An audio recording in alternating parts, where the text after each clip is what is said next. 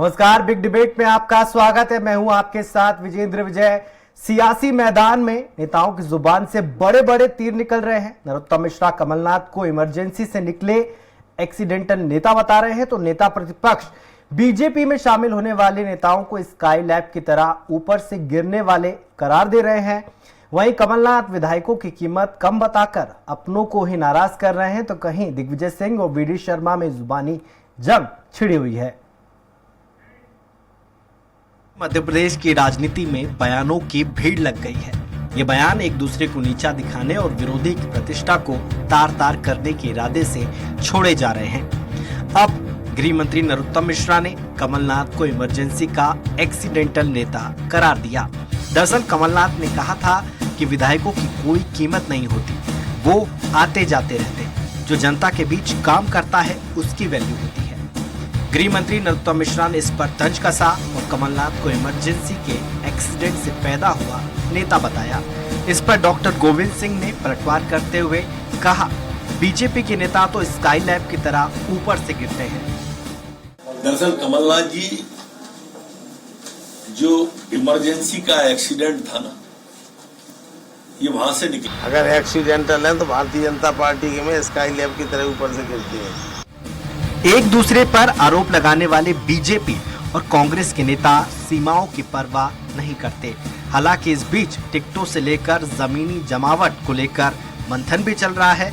कांग्रेस 6 महीने पहले टिकट वितरण पर विचार कर रही है, तो बीजेपी बूथ मैनेजमेंट पर फोकस कर रही है।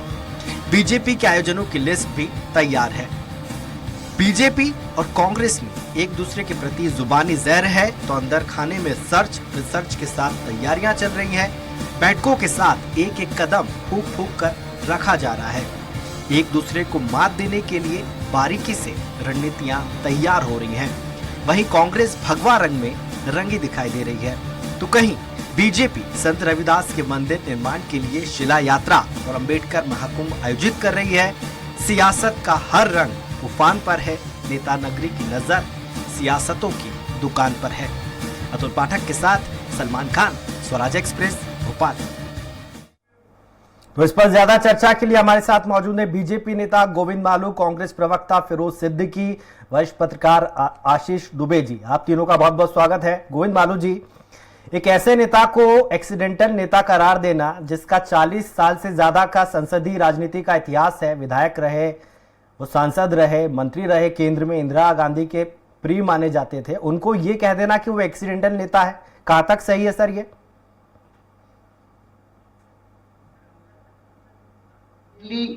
राजनीति में आए, उद्योगपति थे, उस समय के राजकुमार इंदिरा जी के सुपुत्र के बहुत परम मित्र थे जी, और जनता के से कोई सरोकार उनका नहीं था। वो आए, पैराशूट लैंडिंग कराई, तब विपक्ष जेल में था, विपक्ष को समाप्त कर दिया गया था, खत्म कर दिया गया था, अभिव्यक्ति की स्वतंत्रता पर ताले लग गए थे, तब उनका अभ्युदय हुआ। तो एक्सीडेंटली तो है ही, कोई जनता के बीच में से नीचे से ग्रास रूट से चुनकर और बहुत काम करके जनता के मर्म दर्द पर हाथ रखकर थोड़ी आए हुए, इसलिए उनको। और उसके बाद भी उनकी राजनीति हमेशा एसी कमरों के बाहर नहीं निकली जी, और वो जनता के नेता कभी नहीं माने गए। मुख्यमंत्री बने तब भी हालत ये थी कि वल्लभ भवन के एसी कमरों में 4 या 5 अपॉइंटमेंट दिन भर में, कार्यकर्ताओं से, विधायकों से कोई संवाद उनका नहीं जी। और उन्होंने अपने जो स्टाइल में काम करना है, जिस तरह के सीईओ करता है, उद्योगपति करता है, उस स्टाइल में करते हैं। ये जनता के बीच में जिस तरह शिवराज जी रहते हैं, जिस तरह मोदी रहते हैं, रोज जनता के बीच में सीधा संवाद, सीधी उनकी बातचीत, और किस तरह से जनता में अपना। ठीक है मालू जी, आऊंगा आपके पास, पे रुक करूंगा सिद्दीकी जी का। फिरोज भाई, आपको नहीं लगता है कि कमलनाथ जी ने कहा है कि विधायकों की कोई कीमत नहीं होती, वो तो आते जाते रहते हैं, वो खुद भी एक विधायक है छिंदवाड़ा से, और अगर विधायक को विधायक जनता बनाती है, अगर आप ऐसा बोल रहे हैं कि उसकी कोई कीमत नहीं होती है और वो आते जाते रहते हैं, तो जनता का भी अपमान है ये तो। फिरोज भाई,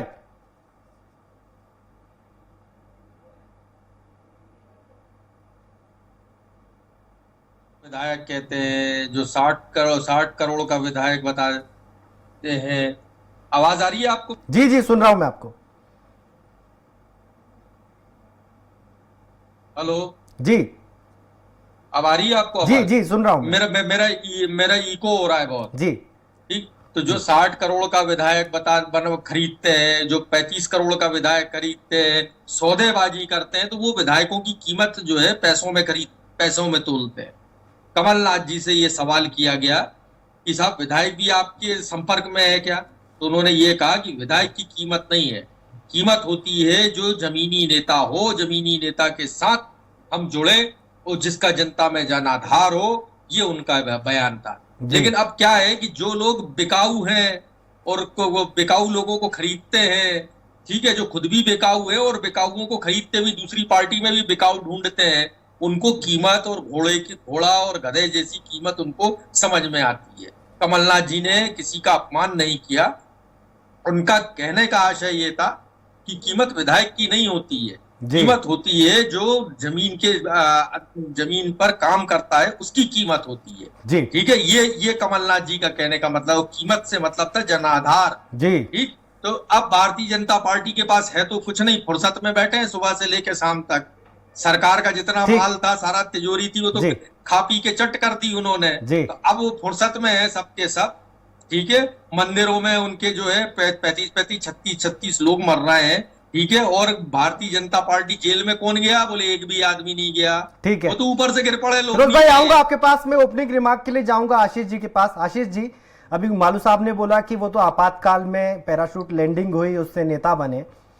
माननीय जो प्रधानमंत्री है नरेंद्र मोदी, वो तो केशुभाई पटेल और शंकर सिंह वाघेला की लड़ाई में सीएम बने थे, तो सबसे बड़े उदाहरण तो वो हुए। फिर देखिए, राजनीति में इस तरह के बहुत सारे एक्सीडेंट होते हैं, लेकिन बल्कि इसको ये कहना चाहिए कि ये इंसिडेंट होते हैं जी। इसके तहत नेता बनता है, नेता को गढ़ा जाता है। तो ये इस तरह की चीजें हैं। अगर कमलनाथ की बात की जाए तो कमलनाथ की बात सही है कि वो संजय गांधी के दोस्त थे और इंदिरा गांधी ने उनको प्रमोट किया। तो राजनीति में सभी किसी ना किसी को कोई प्रमोट करते, जैसे आपने अभी उदाहरण दिया प्रधानमंत्री का, तो निश्चित तौर पर हर नेता के पीछे कोई नेता होता है जो उसे नेता बनाता है। तो ये जो चीजें हैं ये सिर्फ राजनीति में नहीं बल्कि और भी बहुत सारी फील्ड में लागू होती हैं कि कहीं ना कहीं कोई होते हैं। अब ये शब्द शैलियां हैं कि किस तरह किस पे कैसे हमले किया जाए। नरोत्तम मिश्रा उनको बहुत अच्छे लहजे में या बहुत अच्छे शब्द चुनकर कमलनाथ को संबोधित करेंगे, ये कोई जरूरी भी नहीं है क्योंकि पार्टी और वैचारिक मतभेद साफ हैं जी। तो इसलिए ये चीजें राजनीति में चलती हैं और ये इतना महत्वपूर्ण नहीं है। लेकिन पैराशूट लीडर्स का जो मामला है वो थोड़ा सा अलग हो जाता है, क्योंकि पैराशूट लीडर जो है वो एक अलग किस्म से राजनीति में प्रवेश करते हैं। अगर जनता की बात की जाए या जनता के समर्थन की बात की जाए तो कमलनाथ की शैली चाहे जो भी हो अपने काम करने की जी, लेकिन वो एक क्षेत्र से 45 साल तक जीते हैं, एक हार अगर छोड़ दी जाए तो वहां उनको जनता का सपोर्ट था चाहे जैसे भी था। तो इस तरह बीजेपी में भी बहुत सारे नेता हैं जो बहुत जनता के बीच में नहीं जाते हैं जी, लेकिन वो चुनाव लड़ते हैं, चुनाव जीतते हैं, अपनी शैली में काम करते हैं। शिवराज सिंह चौहान से उनकी तुलना निश्चित तौर पे नहीं की जा सकती, क्योंकि शिवराज सिंह चौहान या दिग्विजय सिंह, ये दो ऐसे नेता हैं जो दिन भर जनता के बीच में रहते हैं, इन्हें मास लीडर कहा जा सकता है। तो ये एक फर्क है इस तरह की चीजों में। ये राजनीतिक अदावत है, ये सियासत के तरीके हैं, लेकिन मुझे लगता है कि हर नेता किसी न किसी इंसिडेंट से ही पैदा होता है। कोई ऐसा घटनाक्रम आता है, अचानक वो उभरता है और स्थानीय राजनीति से लेकर आगे तक चला जाता है। तो ये इस तरह की घटनाएं और भारतीय राजनीति में इस तरह से होता रहा है। पैराशूट लीडर्स वो हैं जो किसी बड़े नेता के पुत्र हैं, पुत्रियां हैं और उनको अचानक कहीं किसी क्षेत्र में उतार दिया जाए जी। मालू जी, आपको नहीं लगता है कमलनाथ जी के बारे में कुछ गलत बोल गए नरोत्तम मिश्रा? क्योंकि उनका कद बहुत बड़ा है, पूर्व सीएम भी रहे हैं, केंद्र में मंत्री रहे हैं, छिंदवाड़ा का उन्होंने विकास किया है और वो पॉजिटिव पॉलिटिक्स करते हैं। इतने साल वो केंद्र में रहे, लेकिन बीजेपी को उन्होंने कभी टारगेट नहीं करा, एमपी बीजेपी को खास तौर पर। बालू जी देखिए, कमलनाथ जी ने जिस ढंग से सरकार चलाई, जिस ढंग से पार्टी चलाई, वो किसी एकाधिकार प्रवृत्ति के व्यक्ति का द्योतक है और उसकी एक प्रतिकृति के रूप में उनको देखता है। इसलिए सरकार में रहना और सरकार चलाना वो अलग बात है। वो किसी मंत्रालय में रहे, सांसद रहे क्षेत्र के, और जब ये पूरी मध्य प्रदेश की सरकार चलाना हो तब किस ढंग से चलाई जाती है, इसका उनको न तो जनता से संवाद के जरिए इल्हाम है, न जनता की नब्ज पर उनको हाथ है, वो ब्यूरोक्रेसी के जरिए।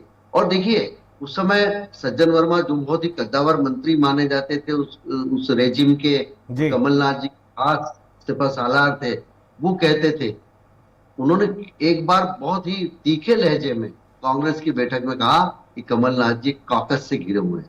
कॉकस का मतलब क्या होता है, कौन से लोग हैं ऐसे जिनसे घिरे हुए थे?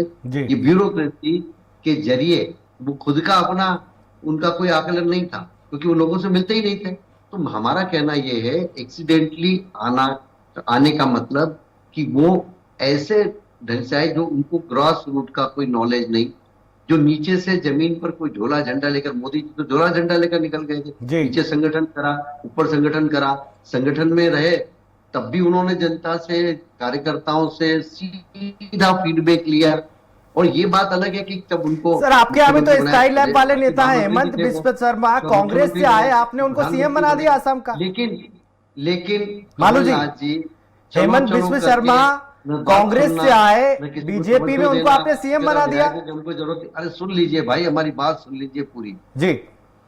तो हमारा ये कहना है कि जब तक आप सर्वस्पर्शी, सर्वग्राही और इंक्लूसिव अपना सत्ता में जब रहेंगे तो इंक्लूसिव ढंग से आपके निर्णय नहीं होंगे। सबका समाहित करके अब आपको उनका अनुभव होना चाहिए कि किन क्षेत्रों में क्या समस्या है, किन क्षेत्र में किन से बात करना चाहिए।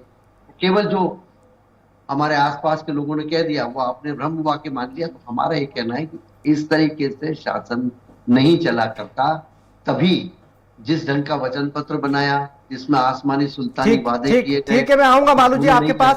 फिरोज भाई का रुख करूंगा। फिरोज भाई, आपकी पार्टी का भगवाकरण हो गया है। कमलनाथ जी कह रहे हैं कि क्या ठेका धर्म का जो है सिर्फ बीजेपी ने नहीं ले रखा है, हम भी कर सकते हैं, हमारा भी धर्म है। फिरोज भाई, लेकिन 2014 के पहले ये ठेकेदारी कहाँ चली गई थी? आपने ठेका क्यों नहीं लिया था तब? ठेका ले रखा और राष्ट्र प्रेम का ऐसा है कि फिरोज भाई, भारतीय जनता पार्टी जो है नए नए तरह के स्वांग रचती लग गए और वो ये बताने की कोशिश करती है कि वो एक हिंदूवादी पार्टी है, जबकि वो नकली हिंदू है। वो हिंदुत्ववादी है और हिंदुत्ववादी जो होते हैं। मालू जी आऊंगा आपके पास में। फिरोज भाई बोल रहे हैं। अरे अब उनको ज्यादा तकलीफ है, मालू जी को और बुलवा लो साहब एक आध बार हो। जी बोलिए फिरोज भाई। हाँ ठीक। तो जो है कि अगर आप ये बताइए, राम की बात ये करते हैं, रघुपति राघव राजा राम पतित पावन सीताराम, कौन बोला करता था ये? हमने ऐसा बोलते बोलते पूरा देश आजाद करा दिया। ठीक, धर्मस्व विभाग हो, धर्म विभाग हो, ये सब कांग्रेस ने बनाए।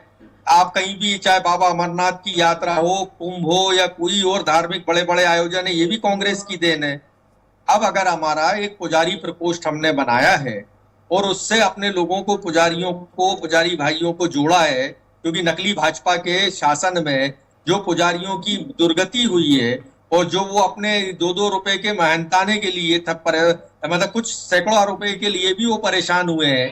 तो आज अगर हम उनकी समस्या सुन रहे हैं और अगर वो साज सज्जा कर रहे हैं तो ये बात तो सही है कि भाई भगवा रंग क्या भारतीय जनता पार्टी का है? हमारे झंडा है, जो कांग्रेस का झंडा है, उसमें सबसे ऊपर भगवा रंग है।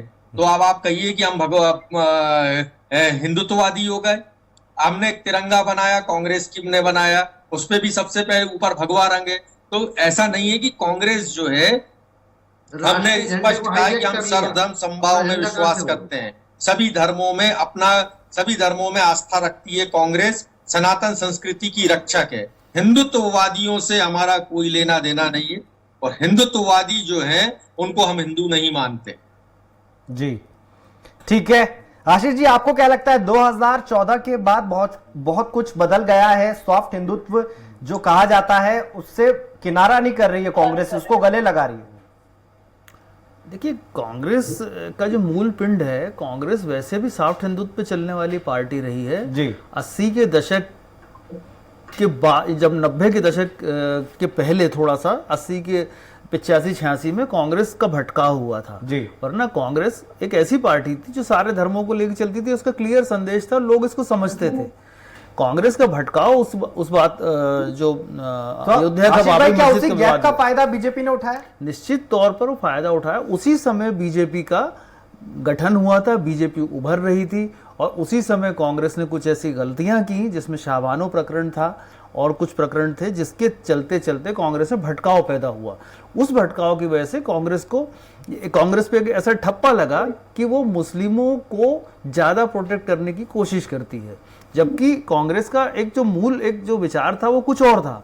लेकिन उसको क्लियर करते करते कांग्रेस उस जद्दोजहद में आज 2 दशक हो गए, 2.5 दशक हो गए, उसको क्लियर नहीं कर पा रही। वो कोशिश करती है कि वो अपने पुराने विचार को सबके सामने लाए, लेकिन भाजपा एक इतनी मजबूत पार्टी है कि जब हिंदुत्व की बात होती है तो एक बहुत बड़ा वर्ग ये मान लेता है कि हिंदुत्व का बेहतर काम भाजपा कर सकती है। तो कांग्रेस जब सॉफ्ट हिंदुत्व की बात करती है तो बीजेपी उसको उस पिच पर घेर लेती है और कांग्रेस को नुकसान हो जाता है। तो कांग्रेस को बहुत किस तरह से कांग्रेस अपने वापस मूल पिंड पे लौटे, ये उसकी सबसे बड़ी चिंता है जी। और मध्य प्रदेश में जो हुआ है वो होता है बीच बीच में, जो कमलनाथ जो आयोजन करते हैं या और भी नेता करते हैं या देश भर में होते हैं, वो वही छटपटाहट है कि किस तरह से उस नैरेटिव को सेट किया जाए। इसको आगे ले जाता हूं सवाल को। मालू जी, कमलनाथ जी ने कहा कि सबसे बड़ा जो हनुमान जी का मंदिर है छत्तीसगढ़ में उन्होंने बनवाया है और जरूरी नहीं है कि हिंदुत्व की बात बीजेपी करे, हम भी कर सकते हैं, कमलनाथ जी बोल रहे हैं। मालू जी, हिंदुत्व पर क्यों आ गए? ये सफलता है, ये राष्ट्रवाद की सफलता है। ये भारतीय जनता पार्टी जिस मुद्दे को लेकर देश भर में अलग लगा रही कि ये हिंदू कोई एक जाति नहीं है, कोई धर्म नहीं है, हिंदू एक जीवन पद्धति, एक संस्कृति, एक संस्कार है और उस सनातन संस्कार का भारत प्रणेता है, भारत उसकी भूमि है और यही उद्गम हुआ है, उद्गम भूमि है और यही गंगोत्री है। इसको मानने की अब जाकर जरूरत पड़ी, यही हमारी सफलता है और इसीलिए हम कहते बार बार वोट 2014 में जब पराजय हुई बहुत बुरी तरह कांग्रेस की, जब इनको विपक्ष का दर्जा नहीं मिला, तब ए.के. एंटोनी समिति ने जो रिपोर्ट दी उसको पढ़ ले कांग्रेस के लोग, उन्होंने क्या कहा था उस पर तो अमल किया नहीं इन्होंने। जब उन्होंने क्या कहा था उसकी रिपोर्ट को जरा आप अध्ययन करिए कि आपकी इतनी बुरी तरह से जो पराजय हुई उसके कारण क्या थे। तुष्टिकरण की राजनीति, केवल एपिजमेंट, और इसी के कारण देखिए हम सर्वधर्म समभाव में हम भी भरोसा करते हैं। हमारी कौन सी योजना है जो सर्वधर्म के लिए नहीं है, किसी एक विशेष वर्ग के लिए है, क्या हिंदू के लिए, मुसलमान के लिए नहीं है। हम तो मुस्लिमों के लिए जो अल्पसंख्यक मंत्रालय उन्होंने नई नई हुनर योजना, हुनर हाट योजना, कई सारी चीजें कि उनके कैसे हुनर बढ़े, उनको कैसे रोजगार मिले, उनको कैसे शिक्षा मिले। शिक्षा में कोई तरह का विभेद नहीं, रोजगार के साधनों में उनके लिए कोई विशेष तरह का विभेद नहीं। जो कांग्रेस ने आजादी के बाद से ये धर्मस्थल को हम पैसा देंगे, इस धर्मस्थल का पैसा लेंगे, ये जो खाई बनाई है और जिस तरह से वोट बैंक की राजनीति कुछ विशेष वर्ग को कुछ ठीक है मालू जी, आऊंगा आपके पास में, रुक करूंगा फिरोज भाई का। फिरोज भाई, आपको नहीं लगता है आशीष जी ने कहा है कि आप वो लेवल मैच नहीं कर पाएंगे शायद जो बीजेपी कर पाती है हिंदू धर्म की राजनीति में? देखिए, हम किसी हिंदू धर्म, हमने पहले ही कहा है कि धर्म की राजनीति कांग्रेस नहीं करती जी, हमने पहले भी कहा है और आज भी कह रहे हैं। आज हम जो है अपनी विचारधारा के स्तर पर आगे बढ़ रहे हैं और वो भारत जोड़ो यात्रा जो है वो आपने देख ली जी, और भारत जोड़ो यात्रा ने भारतीय जनता पार्टी के पसीने छुड़ा दिए। अब ये हिंदूवादी ये जो हिंदू मुस्लिम किया करते थे, ये सुधर गए हैं थोड़े, ये पर्दे के पीछे जो है छुप के ये काम करते हैं। हमने तो कभी नहीं कहा कि हमने भगवा लगाया तो तुम हमें वोट दो, हमने तो कभी नहीं कहा कि हम हिंदू पार्टी है हमें वोट दो, या हम मुस्लिम पार्टी है हमें वोट दो। हमने कभी किसी के लिए बात नहीं की। राम मंदिर का भी जहां तक सवाल है, कांग्रेस की ही बात अंततः सही निकली। हमने कहा था कि या तो दोनों पक्ष बैठ के बात कर लें या जो है अदालत का जो फैसला आएगा वो मान्य करेंगे। अदालत का फैसला आ गया, मंदिर भी बन गया और मस्जिद भी बन गई। तो कांग्रेस ने तो हमेशा लोगों को जोड़ने का काम किया है। ये लेके निकले थे दंगारत, आज तक इन्होंने हिंदुओं के हित में कौन सा काम किया वो बता दीजिए। गो सेवा आयोग, गो हत्या का कानून ये कांग्रेस ने बनाया, गौशालाएं कांग्रेस ने बनाई, मंदिरों का रख रखाव, उनका संरक्षण, धर्मस्व विभाग ये कांग्रेस ने बनाया, पुजारियों का मानदेय, मौलवियों का मानदेय ये कांग्रेस की देन है। सब काम कांग्रेस ने किया और हर धर्मों के लिए किया है। हमें फक्र है इस बात का कि हमने सब धर्मों के लिए किया है। सब धर्म का आदमी जो है, हर समाज, धर्म, भाषा, संस्कृति के लोग कांग्रेस से जुड़े, कांग्रेस परिवार में सभी लोग हैं। तो ये हमारी बात है, इनकी बात है जरूर है कि शमशान, कब्रिस्तान, और पता नहीं क्या क्या रमजान, दिवाली, पता नहीं ये क्या क्या बोलते रहते फिरोज भाई, ये आपने भारतीय बोला जनता कि पार्टी। राहुल गांधी की यात्रा से बीजेपी डर गई है। आप गुजरात में 77 विधायक आपके हुआ करते थे, 17 पे आप आ गए। ऐसा असर चाहते हैं क्या आप कांग्रेस पार्टी पर यात्रा का? और हिमाचल का सर हिमाचल का हिमाचल रिजल्ट क्यों नहीं बताती भारतीय जनता पार्टी की हिमाचल का भी रिजल्ट है? यही तो हम वहां सवाल सर करते आपका हैं ना। वोट शेयर बहुत नियर बाय है बीजेपी के, लेकिन आपका नहीं, बहुत नहीं। ज्यादा परसेंटेज गुजरात में गिरा है। हाँ, तो वहां एक अरे थर्ड त्रिपुरा फोर्स में क्या बीच में हालत आ हुई? गई जिसके और उस साथ तरीके से क्या उनको तो हमारा जो दिया, कैंपेन था वो तुम्हें मैच नहीं कर लड़ेंगे। पाए। दूसरा, मणिपुर, प्रधानमंत्री गली गली त्रिपुरा। घूम रहे थे, ऐसा लग ही नहीं रहा था कि ये प्रधानमंत्री, ऐसा लग रहा क्या था ये हुआ? वार्ड मेंबर हैं और वार्ड मेंबर का चुनाव लड़ रहे हैं। तो जब पूरी सरकार और प्रधानमंत्री जब सड़कों पे आ गया तो जनता ने मान रख लिया अपने वो जाएगा, वो प्रधानमंत्री डूबेगा। का। इतना ही तो फर्क है। अगर रखती होती तो जनता हिमाचल में भी रख लेती। और अभी कर्नाटक आया जा रहा है, आप देख लेना इनकी क्या धुलाई होने वाली है कर्नाटक में। और अभी मध्य प्रदेश में आएंगे तो मध्य प्रदेश में इनका क्या हाल होगा, इनको समझ आ जाएगी। जो लोग ठीक है। हिंदू मुस्लिम की राजनीति ये आज से नहीं कर रहे हैं। ठीक है ये कर फिरोज रहे भाई, हैं आऊंगा। सबसे एक आशीष मिनट। जी, आपको क्या लगता है मुसलमानों की तादाद मध्य प्रदेश में बहुत कम है, 9% के आसपास वोट बैंक है राजनीति में। आपको लगता है इसीलिए कांग्रेस की मजबूरी है कहीं ना कहीं हिंदुत्व के पिच पर बैटिंग करना? नहीं, कांग्रेस जैसा मैंने कहा, कांग्रेस अपनी उस विचारधारा को वापस सेट करने की कोशिश में है, क्योंकि उसका सामना एक ऐसी पार्टी से है जिसके पास बहुत मजबूत एक तंत्र है पूरा काम करने के लिए, और उस पर एक हिंदुत्व के सबसे सही बड़े संरक्षक के तौर पर उसने अपनी छवि गढ़ ली है। तो भाजपा कांग्रेस अपनी पुरानी छवि को पाने की कोशिश कर रही है। इसलिए जहां तक परसेंटेज की बात है तो ये कोई बहुत मायने इसलिए नहीं रखता, क्योंकि चुनाव जो है बहुत सारी और परिस्थितियों को देख के किया जाता है, और मध्य प्रदेश में इस बेस पे कभी चुनाव हुए नहीं, कभी इस तरह के रिजल्ट रहे नहीं। मध्य प्रदेश का जनता का जो एक अलग माइंडसेट अब तक रहता आया है, क्योंकि यहाँ पे एक आदर्श जो मानी जाती है 2 दलीय व्यवस्था है, ये सिर्फ कुछ राज्यों में बची है। तो मध्य प्रदेश में जो है आदिवासी हैं और एक बहुत बड़ा वर्ग है, सामान्य वर्ग है, बाहर से लोग आए हुए हैं, उसमें हर तरह के लोग हैं।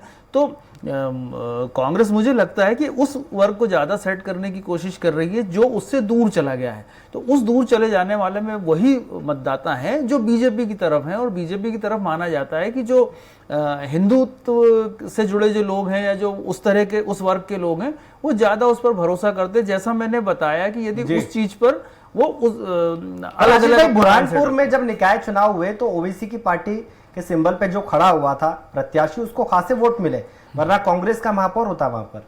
बिल्कुल होता, लेकिन वो एक ऐसा, जैसा मैंने बोला, कुछ इंसिडेंट भी होते हैं। तो कुछ ऐसी चीजें होती हैं जब कोई नई, जैसे बुरहानपुर जहां पर हम बात कर रहे हैं वहां पर ज्यादा वोट जो है मुस्लिमों के ज्यादा निर्णायक माने जाते हैं। वो पूरे मध्य प्रदेश की हर सीट पर उस तरह की परिस्थितियां नहीं है, लेकिन वो भी एक बहुत महत्वपूर्ण वोट है।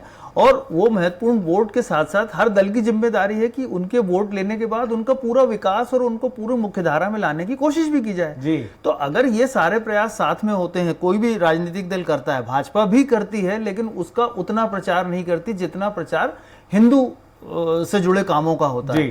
तो अब ये नतीजे पर निर्भर होता है और मतदाता पर निर्भर होता है कि वो किस तरह से किसके बारे में क्या सोचते हैं। फिरोज भाई, आपका काम खराब ना कर दो ओवैसी की पार्टी और अरविंद केजरीवाल की राजनीतिक पार्टी।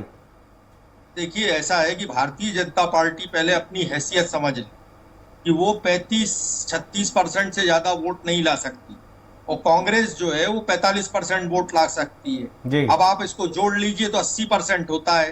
ठीक भाई, बाकी के बच्चे 20%, तो उसमें सभी दल आ जाएंगे, उससे क्या फर्क पड़ता है। हमारा और बीजेपी के बीच का गैप 10% रहेगा, ये स्पष्ट है इस चुनाव में जो मोटा मोटा दिख रहा है, और ये 50-60 सीटों पे आके थम जाएंगे। अभी आए तो ये चुनाव में इनको देखो कैसा मजा आता है, जैसा अभी कर्नाटक में आ रहा है। अभी आप देखना कर्नाटक में कैसा क्या हाल होता है भारतीय जनता पार्टी का। तो ये वो सवाल नहीं है, कहीं कहीं कोई फैक्टर ऐसा हो जाता है कि कैंडिडेट उस तरीके से सामने नहीं आ पाता, या कहीं कैंपेन गड़बड़ हो जाता है, कहीं ऑर्गेनाइजेशन ठीक नहीं होता। गुजरात में तो नुकसान किया है आम आदमी पार्टी ने, कांग्रेस को खासा नुकसान किया है। ठीक है, कहीं लीडरशिप अगर डिस्टर्ब हो जाती है, कोई कैंपेन गड़बड़ हो जाता है, तो ऐसी स्थितियां आती हैं। वहां आम आदमी पार्टी बहुत पहले से काम कर रही थी, जो कि हमको हमारे एस्टिमेशन में वो चीज नहीं आ पाई और हम अपने कैंपेन को उस तरीके से चला नहीं पाए। इसलिए भारतीय जनता पार्टी की तरफ एक तरफ मतदाता ज्यादा शिफ्ट हुआ कि यही आ रहे हैं सरकार में, और नैरेटिव को हम कंट्रोल नहीं कर पाए। बुरहानपुर में 10,000 वोट मिले बड़ी मुश्किल से AIMEM को, तो कांग्रेस 550 वोट से हार गई। हो सकता था कि वो 500-700 वोट इधर उधर हो जाते, 300-400 से हम जीत भी जाते। नहीं देखिए, ये जो आम आदमी पार्टी और AIMIM है, जो ये जो मध्य प्रदेश में जहां तक बात है, गुजरात में जहां तक बात है, और हिमाचल में भी कुछ जोर आम आदमी पार्टी का था, तो ये वो उन्हें इन पार्टियों को उन लोगों का सपोर्ट मिल रहा है जो भाजपा या कांग्रेस से नाराज होकर टूट रहे हैं, उनका अपना कॉर्डर नहीं है। तो इसलिए जहां पर तीसरी या चौथी ताकत के तौर पर ये पार्टियां प्रवेश कर रही हैं, वहां पर जो मुख्य ताकतें हैं उनको अपने कॉर्डर को संभालने की जिम्मेदारी होना चाहिए, और वो उनकी नीतियों से और नीयत से दोनों से ही संभाला जा सके। जी मालू साहब, आपकी पार्टी को कार्डर बेस्ड पार्टी माना जाता है कि बकायदा आपके यहाँ लीडरशिप तैयार की जाती है, तो फिर ऐसी क्या कमजोरी रहती है कि आपको हेमंत बिस्व शर्मा को आपकी पार्टी में लेना पड़ता है, फिर बाद में सोनेवाल को हटा के उनको CM बनाना पड़ता है? देखिए, भारतीय जनता पार्टी एक ग्लोबल बड़ी पार्टी हो गई जी, उसमें जो राजनीतिक दल में जो विशेषताएं होना चाहिए हम सबको समाहित करके चलते हैं। सबका साथ, सबका विकास, सबका विश्वास और सबका सहभाग। तो हम सबका सहभाग लेते हैं।